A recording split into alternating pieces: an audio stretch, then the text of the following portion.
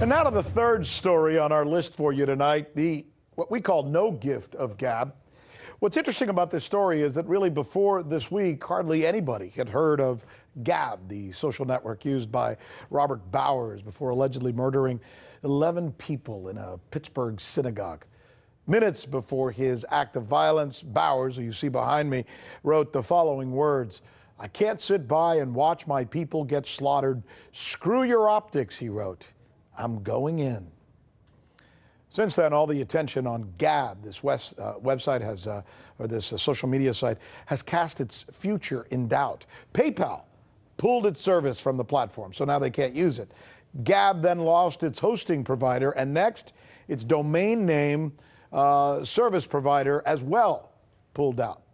Look, and this is important with this story, there's no question the majority of Gab's users have posted disgustingly racist, hateful, and anti-Semitic content.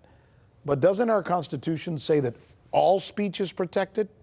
Even if it hurts, even if we hate it and are disgusted by it? I'd like to know what you think, because this is a great question that perhaps we should have on another day. Tonight, I want to focus on something bigger. See, it's not just one part of the social media equation like Gab that, we just brought you up to date on, but rather, in this case, what we like to call the whole enchilada. How did Twitter, how did Facebook and the rest of them go from such a promising tool to what it's become?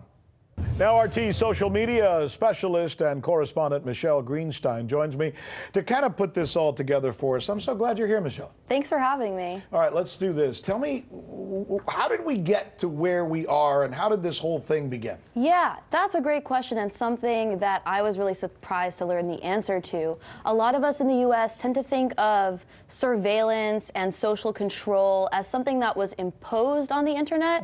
But what I learned after reading the book Surveillance Valley by Yasha Levine is that surveillance and social control was actually baked into the internet from its very origins. How so? So the Pentagon's Advanced Research Projects Agency actually created the internet as a tool to monitor and yeah, are you kidding? It's crazy. Prevent social. So this great cool thing we all thought came around in the 80s when we all started using it was actually like invented in the laboratory at the Pentagon? Yeah, so we want to think that like some guy in a garage kind of like made it for freedom and democratizing information, and that PR campaign was really sold to us for sure.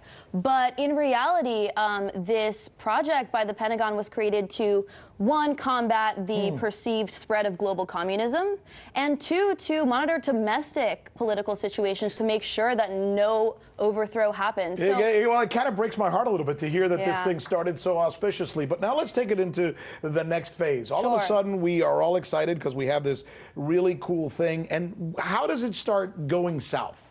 Right. So again, like we need to think of this latest Facebook censorship as kind of a continuation of that story. And that's where they essentially deleted tons of accounts, right? Yeah, so Facebook earlier this month deleted over 500 Facebook pages and over 200 Facebook accounts, supposedly because they were linked to Russia, right? And so these pages were taken down on the grounds of quote-unquote inauthentic behavior. They always use, the broadest language possible. Of course, if they were to claim inauthentic content, they would then have the burden of proof. So, okay, so my question is, what the hell does inauthentic behavior mean? Right, so they actually you could use that as a query on anything, right? Yeah, so in order to understand why this happened, we have to look at who Facebook is working with right now, okay? So Facebook recently announced a partnership with the Atlantic Council to combat the spread of misinformation. Again, this partnership was justified based on the Russian interference narrative, a narrative that you and I know doesn't really have a shred of evidence. Okay, so you just told me that Facebook signed on with something called the Atlantic Council. Correct. My obvious question is, who's the Atlantic Council, and why are they answering for me, Joe American? Correct. So why do we care at all? Even though the Atlantic Council is a non-governmental organization, when you look at who's running it, a different picture starts to emerge. So its current chairman is actually a former NATO Supreme Allied Commander and a former National Security Advisor. On the board, you also have 3 former CIA directors, as well as people like Condoleezza Rice, Colin Powell, and Henry Kissinger. So these are people, Henry Kissinger? Yeah. Did you just say Henry Kissinger? Our favorite person ever. Oh my God! Yeah. So by the way, and you know, everybody has a right to be on any board they want to. Correct. But these guys, they have a dog in the fight. Right. So they're not exactly, you know, independent arbiters. Right, and look, I just named a bunch of people, and the list is extensive, we can't even get into that, but I just named a bunch of people who are in both Democratic and Republican administrations, right? So I think what this really shows is a, like, kind of a steady national security state really taking hold over our access to information. Yes, Facebook is a private company, it can do what it wants. Shouldn't we know who it's working with? And the people that it's working with seems to have an axe to grind, and shouldn't we know about that grind? A huge vested interest. Exactly. That they're doing. Right. This is a fascinating conversation, and you've taught us a lot of things. Let's keep doing this, because I think social media is becoming a very prevalent part of our lives, and it's also in large Ridiculous, measure yeah. kind of getting away from us, isn't it? And that's a problem. Michelle, you're awesome. I think so. What do you mean by that, getting away from us? Well, I think we used to think it was this handy little tool we were all going to use, that we kept in our garage. And all of a sudden, it's become almost monstrous. Yeah, I think that was really sold to us as, like, you know, democratizing information. But again, like, it's usually tools like that that end up being used against our own interests. And you know what I'm going to do? I'm going to talk more about this at 8 o'clock. In fact, I'm going to give it my own perspective based on some of the experiences I've had. Thanks for being with us, Michelle. Yeah, Great job. Thanks for having me. Great job.